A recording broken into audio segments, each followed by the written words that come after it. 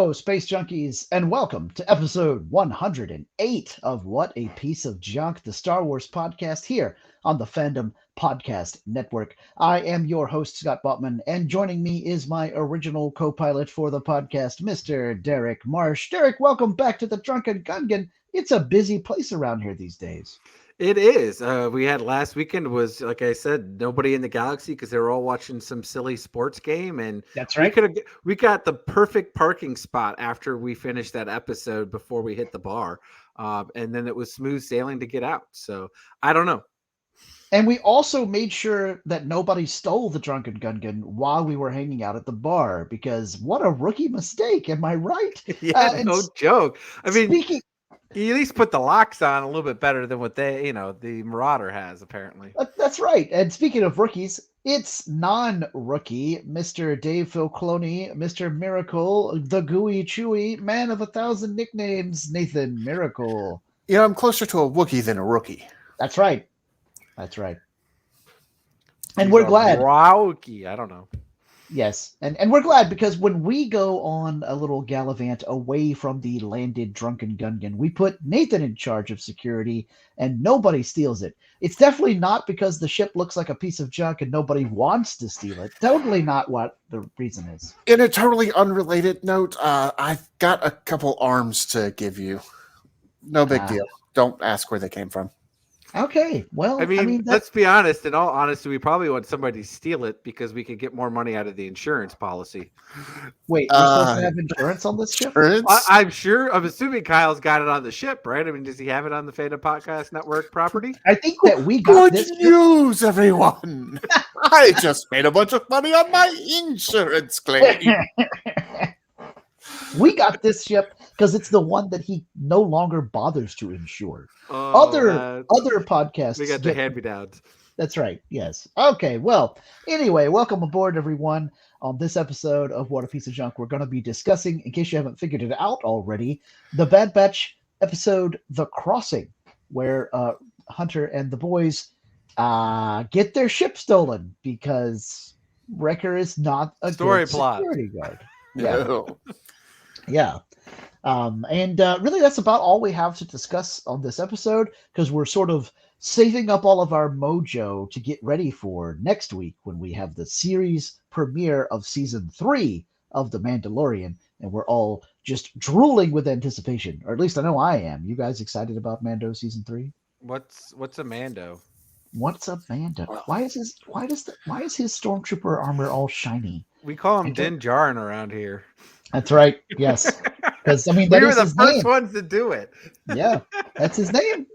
Yep. Anywho, okay, well, let's jump right into it for The Crossing. And Derek, we'll start with you here. What was your favorite thing about this episode of The Bad Batch? So this episode is obviously, at least I feel, is not tied to the overall story line of who knows at this point, because as we mentioned at the end of the last couple episodes, it felt like what's going to happen, right? I mean, when they got rid of Rampart, and who's the main villain, what's the main story plot? I mean, we're assuming it's focusing on clones besides the Bad Batch and what's going to happen with them, but no, I appreciate this episode because I felt like it was some really good character development. It was a really good relationship with Omega and Tech, and really just gave an opportunity for us to actually get to know Tech a little bit better again. Yeah. I really appreciate that. But you can understand where he's coming from. And Omega, it would have been great if they would have got to flush it out a little bit better. Because I thought it was really going, but obviously have to fit it in a 20-some minute episode. But overall, I really enjoyed it. I thought it was a really good character development. It really, trying to deal with a kid character, right, and the issues that they have to deal with coming of age and their family, the things are, kind of related to some kids out there, like when families fall apart, right, and stuff like that. So I thought it was a good episode for that, for, especially for kids, like I said, that might be going through something similar. Yeah. And I'm going to jump in and do my favorite thing real quick because it sort of piggybacks on yours. I loved the character development for Tech and him basically explaining to Omega, I do feel things. Just because I don't feel them the same way that you do, I do feel them. So my son Matthew is autistic. He's pretty high on the spectrum for functional autistic. But he still has his moments where we're just all kind of like, what?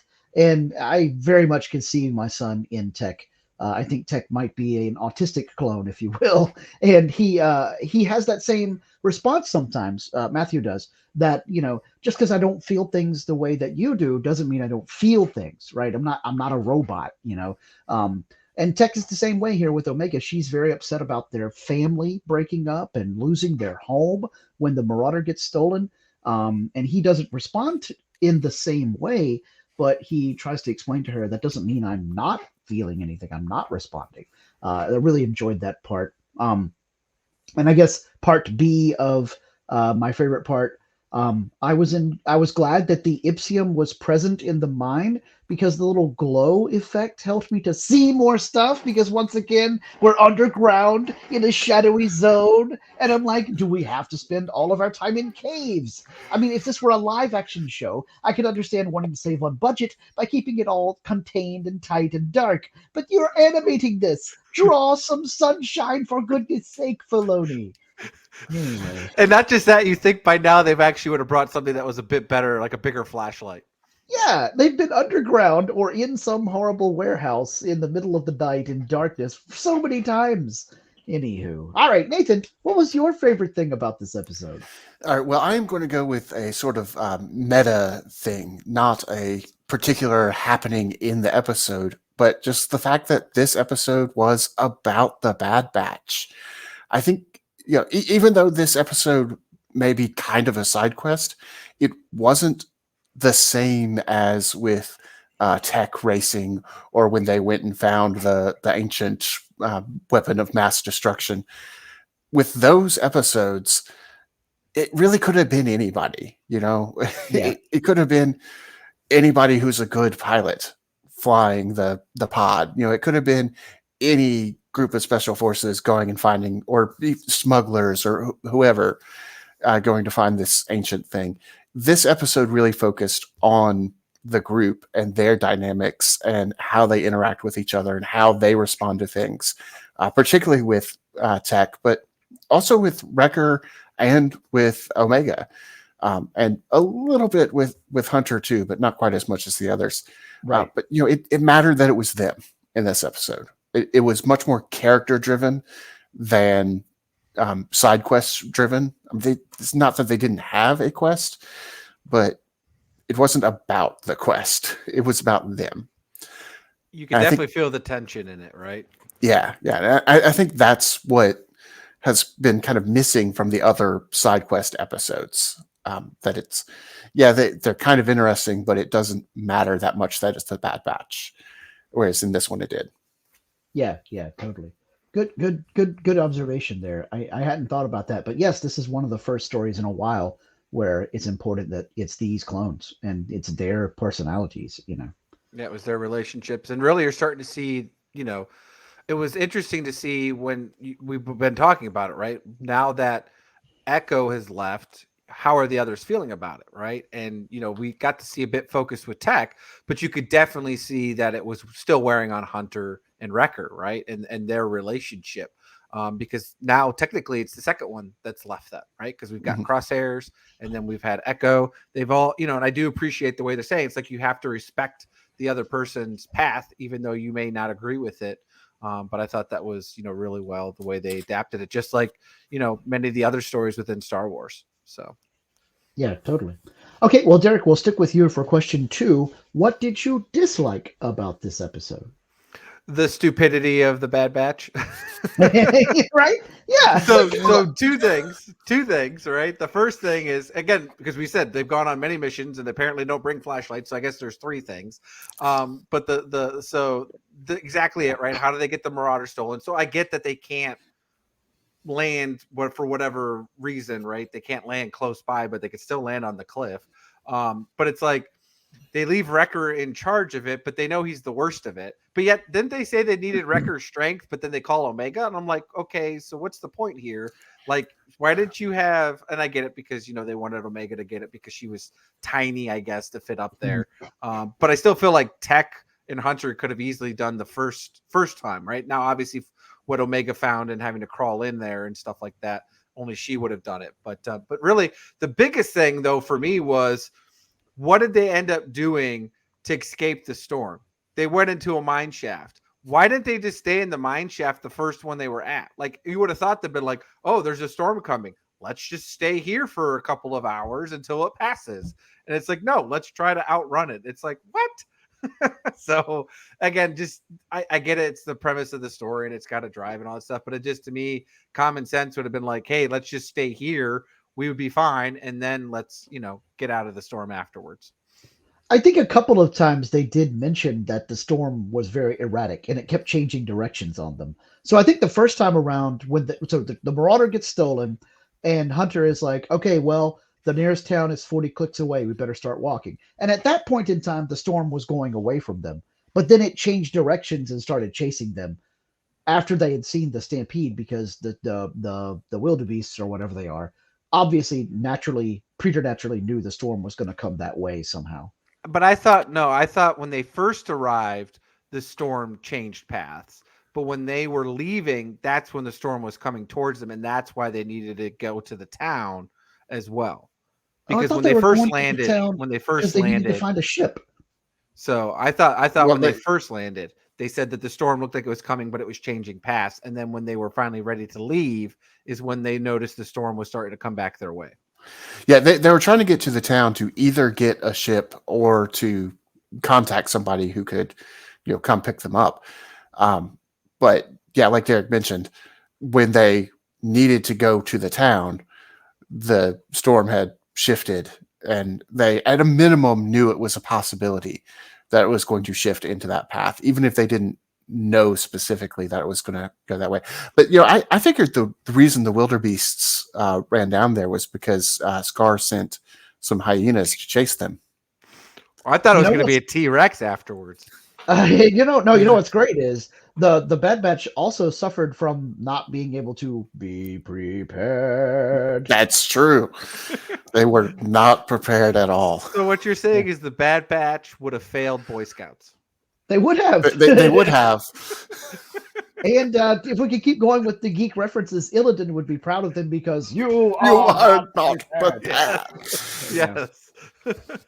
Storm Rage. Anyway. Storm Rage on them, right? So there you go. That's it. So. Yes. Oh, it's all coming together. Wait, no, it's not.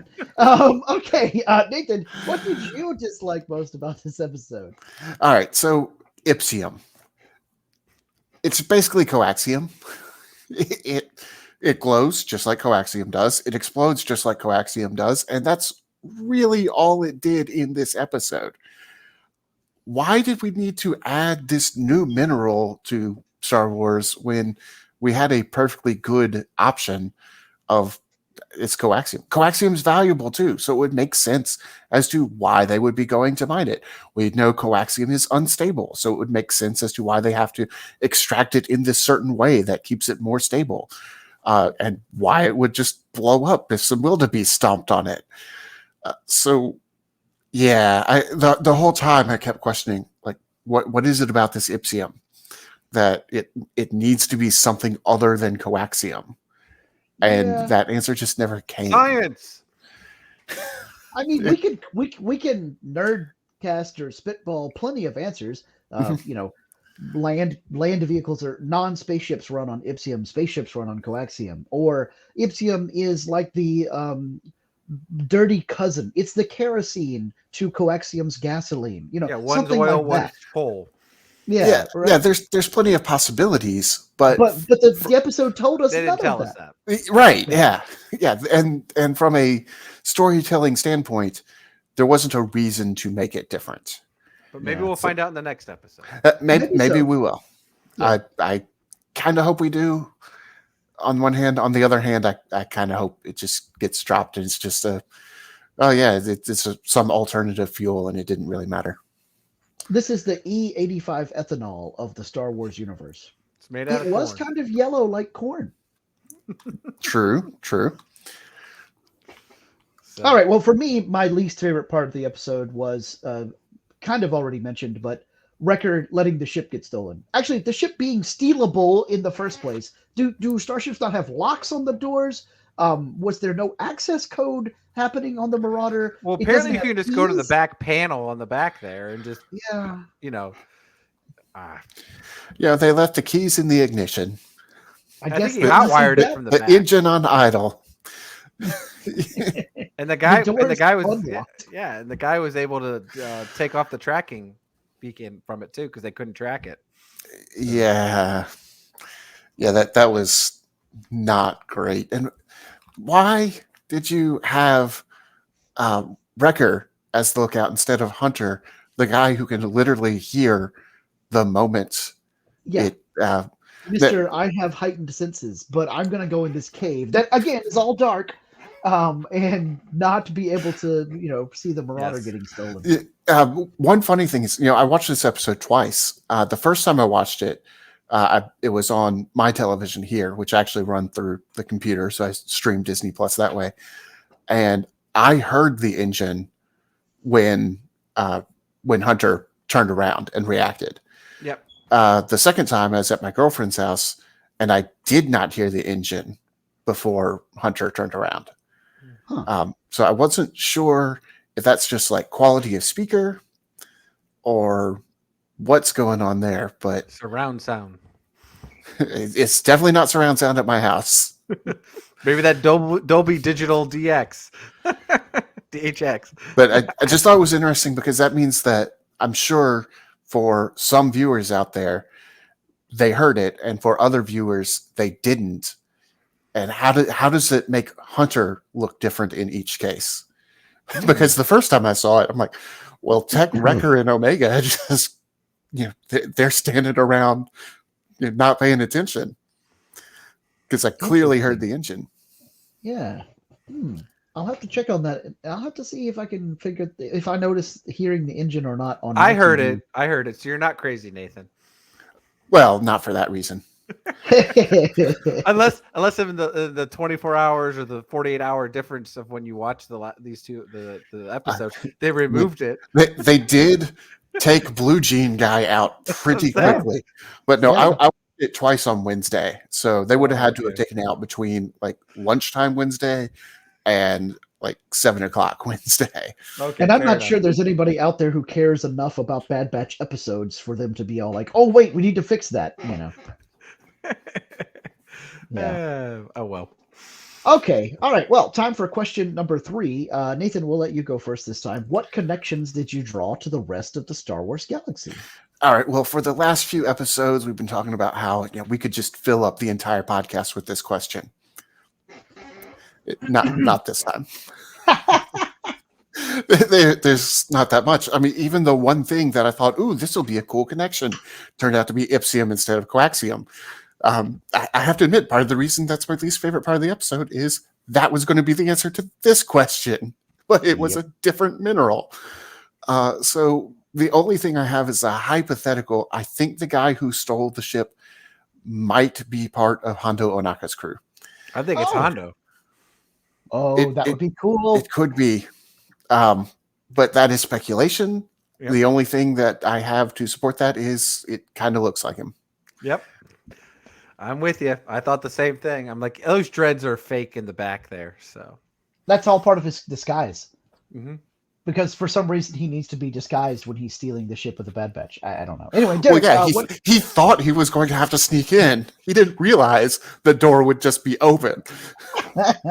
Okay, Derek, what connections did you draw? Speaking of doors, the vault door. Oh yeah. It looked just like the same one we've seen in Andor.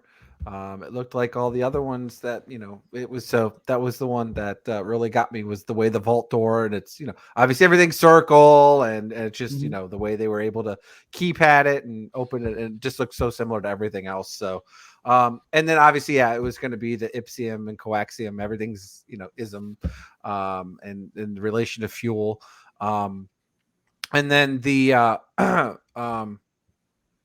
was trying to think, because we've seen a couple of things before, and really, I was just trying to see, like, were those elk creatures anything? I was surprised you didn't call it out, Nathan. So I'm guessing that was first time seeing those. I think they're just native to that planet.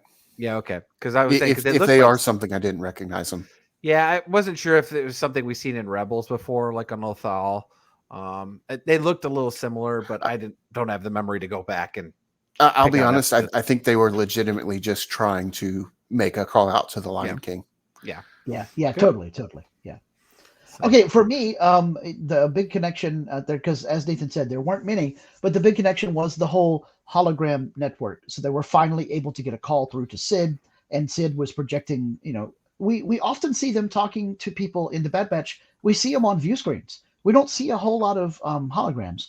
I mean, we do occasionally see a hologram like of Rex or somebody, but in this case, it was cool to see a hologram Sid, and then she just sort of hung him out to dry. Thanks a lot, Sid. Looks like that dude at the pod racing episode who was all like, she's going to turn on you, might have been right. I mean, she didn't necessarily turn on them because she's not trying to harm them, but her inaction, or rather, I'm too busy doing other stuff right now, boys, you're just going to have to hang tight, meant that they're kind of stuck. well, and they had And to pull then, that card out too to get her to do anything, to even bite. Like, yeah, remember when we helped you? yep, exactly. Like, I Yeah, didn't need a recounting of everything. yeah, yeah. Thanks, goggles. Anyway, that was the only real connection, and of course that communications array that was out there in that abandoned settlement was somewhat reminiscent of ones we've seen on Endor in Return of the Jedi, or a few other Star Wars locations that have some kind of, or even some of the little transmitter-looking things on the bottom of Cloud City in The Empire Strikes Back. It was vaguely reminiscent of those things because it's obviously that kind of Star Wars long range communication technology. And dang, that thing must be powerful, or else they're really better at manipulating radio waves than we are here in the 21st century, because just like one tower that looks a little bit shorter than a cell phone tower can transmit messages across light years in enough time that you can have like real-time conversation. But with most things in Star Wars, best not to think too hard about how that technology would have to work. Yeah, because it can't be radio waves. Those are limited by the speed of light, which, when you're talking about multiple light years away, it would take multiple years to get there. So Right. it's got to be something else. But yeah, don't. It's like Mystery Science Theater 3000. Don't worry about how he eats or breathes or any of those science facts. Just Yep. relax. Yeah, it's just a show. And speaking of shows, we're going to take a short break between questions here so that you guys can learn about other shows here on the FPN. Thank you for listening. We hope you're enjoying this podcast. Here are the other great shows on the Fandom Podcast Network. Culture Clash, where we discuss the latest in entertainment and pop culture. Blooded Kings, our show covering the entire Highlander universe. Couch Potato Theater, we celebrate our favorite movies. And Time Warp, our fandom flashback show discussing a year in movies and our favorite retro movie, TV, and pop culture topics. Good Evening, discussing all things Alfred Hitchcock. Hair Metal Podcast, we cover the rock metal music of the 80s and early 90s. Type 40, a Doctor Who podcast, discussing the time-traveling Doctor Who universe. Lethal Mullet, an action film podcast covering the 80s, 90s, and beyond. Also, check out the Lethal Mullet Network for more great podcasts. What a Piece of Junk, our Star Wars podcast. Making Treks, a Star Trek podcast with a deep dive into the final frontier. The Fandom Show, our Fandom Podcast Network live YouTube show discussing the hottest topics in fandom. The True Believers MCU podcast, discussing the Marvel Cinematic and Television Universe. Union Federation, our Star Trek and the Orville Show. And we're proud to welcome the BQN Network to the Fandom Podcast Network. Please visit our friends on the BQN Network, a Star Trek Universe podcast that also includes your favorite topics, movies, history, superheroes, and more. You can find the Fandom Podcast Network on YouTube. The Fandom Podcast Network is also on all major podcast platforms. The Fandom Podcast Network audio master feed is on Podbean at fpnet.podbean.com. You can find the Fandom Podcast Network on Facebook, Twitter, and Instagram. You can email us at fandompodcastnetwork@gmail.com. Thank you so much for listening, and remember, respect others and enjoy your fandom.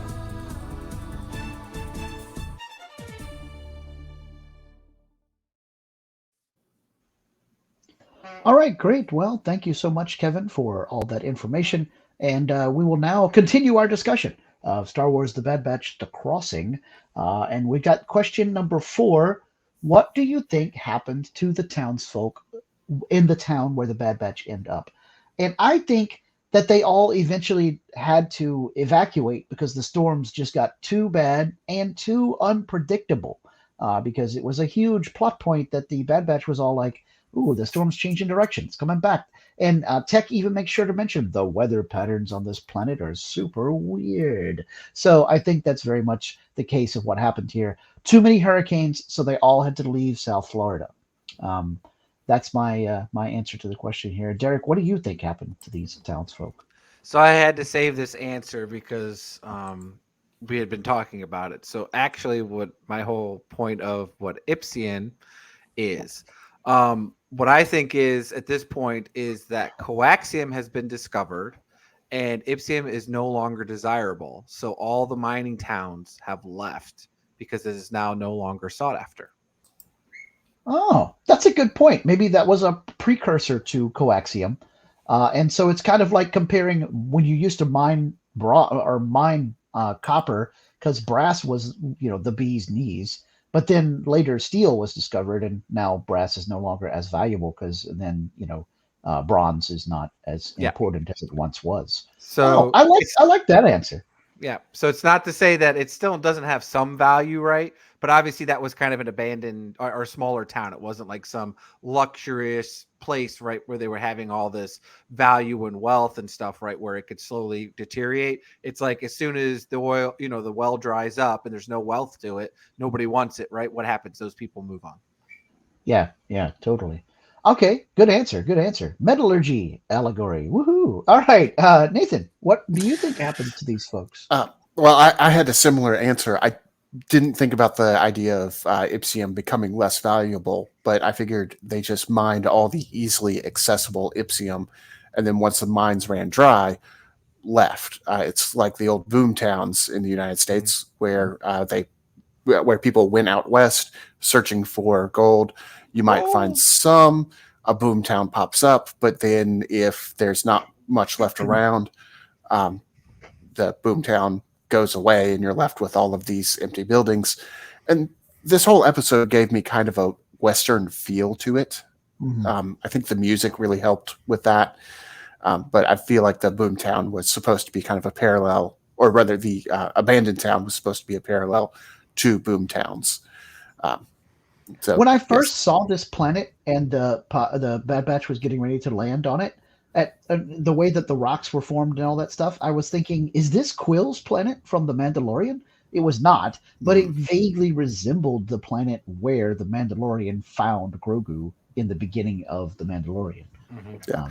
So I think the reason that we still have Ipsium there is because Omega got to a spot that the miners either couldn't have gotten to or just didn't get to, and they thought all the Ipsium was gone. They were That's so why, close, so close. Yeah. Well, I mean, she did have to break through a part of the wall that most people would not have noticed that there was something on the other side. Of course, we were talking about how Ipsium still has a little value, which would mean that a large chunk of Ipsium would probably still, be a good profit. Well, if the guys can work it out with Sid, we saw them find enormous deposits at the bottom of that pool. I thought Sid would have been interested in it. Like she'd be like, "Oh yeah, let me send a caravan with a refinery tank." They didn't mention that they found that. Well, again, stupidity of the Bad Batch, right? They need to get better at leveraging their advantages there. So. But the thing about it is they lack social skills because they're clones that were bred for battle, and that's it. They non-tactical situations, so they're missing social cues. I mean, they're all a little bit autistic in a way in that they have zero social interaction ability. Yeah. But here's the thing that I really hope that they go back, because this is the missing part of the episode I think would have been really fun. They said that Sid had bought the vault, right? Uh-huh. At the beginning. So really, I wanted to see that part because I'm imagining it's like a bunch of people in Storage Wars where they're going off and they're just seeing this, right? So we needed like a Star Wars Storage Wars episode. Who's bidding for this mine, because all you see is the front door. You might know what's in, when you open it up, you might see a picture of what's inside, and that's it, right? Yeah. That's really good. That brings up a question for me. They went into a different mine to hide. So all the Ipsium that they actually got is someone else's. not from the mind that Sid So maybe that's owns. why they didn't tell Sid. The Maybe. Bad Batch claim jumpers. Yes. Or That's city slickers. Yeah. Good times. Okay, all right. Question number 5. What will happen in the next episode? Because this is pretty much the definition of a cliffhanger. There are actual cliffs involved. So the Bad Batch is stranded on that planet. They're going to have to hang out for a while. Who knows how long before Sid's able to send a ship for them, or they can get their Marauder back somehow. And the storm is bearing down on them, and it looks nasty. Derek, what's going to happen next episode? We're going to have them have to deal with the storm, and they're going to have to deal with pirates. Pirates, yes. That leads more heavily into the whole Hondo might show up thing. Yes, So and they're obviously going to have to get their ship back because obviously the Bad Batch and Hondo will become friends, and he'll give them their ship back. And then that'll make Omega happy, right? So she gets to feel something back home again and all that stuff. But yeah, that's what I'm guessing is going to happen in this episode. Okay, all right, I'm down for it. Nathan, what's going to happen in the next episode? Well, I think nobody's going to come. They're going to just hang out at the town. They're going to starve to death, and that'll be the end of the series. Well, I feel that I can categorically say that's wrong because Wrecker has to. Maybe Wrecker eats all the bones. No, I do think that Derek has a great prediction, and that's along the lines of what I was going to predict. So in order to have a different prediction, I'm going to say that Tech will finish his mission and turn back on his communicator, and then he will come back. But somehow, whatever mission he's on will follow him. Sorry. Yes, Echo will come back.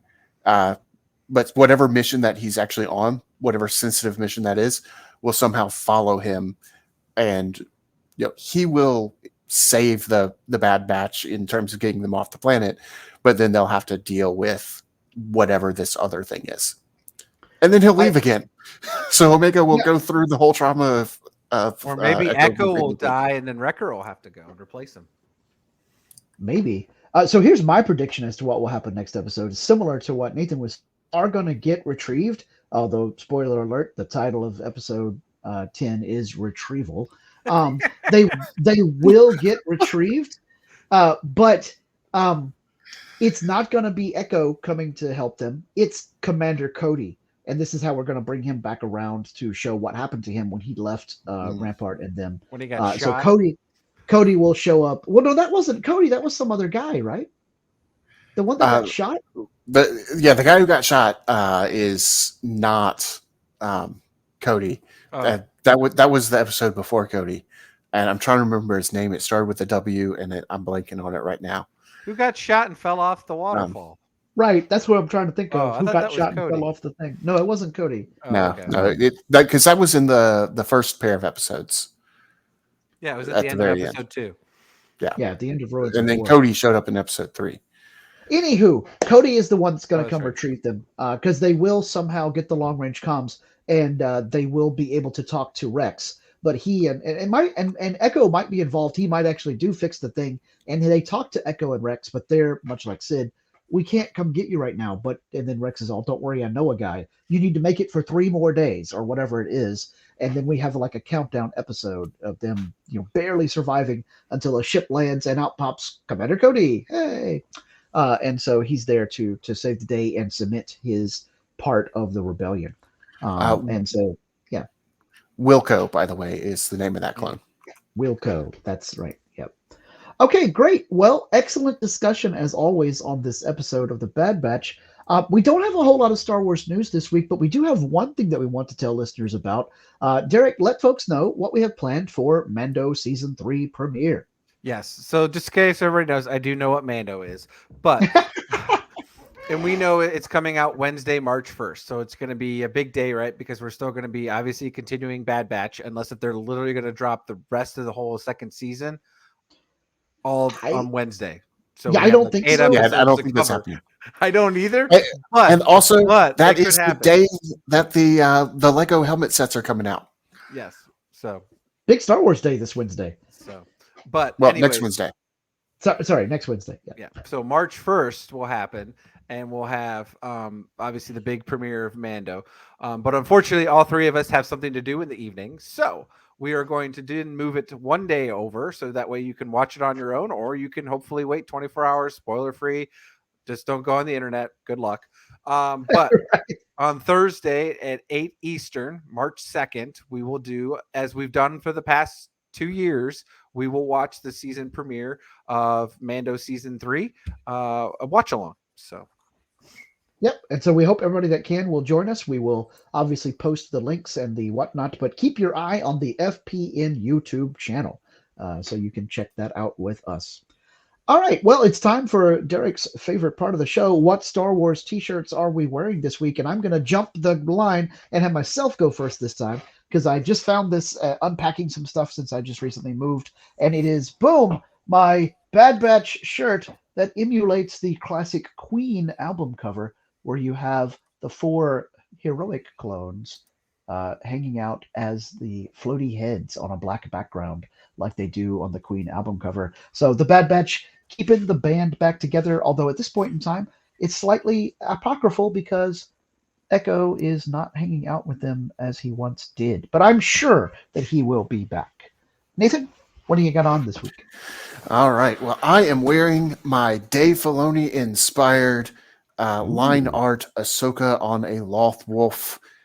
This shirt is awesome. It is from Ahsoka's, not Ahsoka's, Ashley Eckstein. Same person. Yeah, sure. Yeah. It's It from, is her her universe. Yes, that is the term. Yes. They don't only have women's clothes. They do have more women's clothes than men's clothes, but they've got stuff for us guys too. Yeah, good times. Awesome looking, basically a Filoni sketch. So that's pretty cool. Yes, yeah. All right, and Derek, what do you got? I'm not doing a t-shirt today because I wanted to change it up a little bit. And I'm pretty positive I didn't show you guys this one yet. I did show you the helmets for the Lego helmets that we did last week, but I wanted to show this one that I picked up. Ooh. Oh, this is the Dagobah Yoda's hut. Yes, this is the collector's edition for that one. Nice. I'm going to build. Now, I cannot say Yoda's hut without thinking, okay, 2 light side icons, 0 dark side icons. Yes, that's right. Or those pesky seagulls. Seagulls. Stop it now. Good time.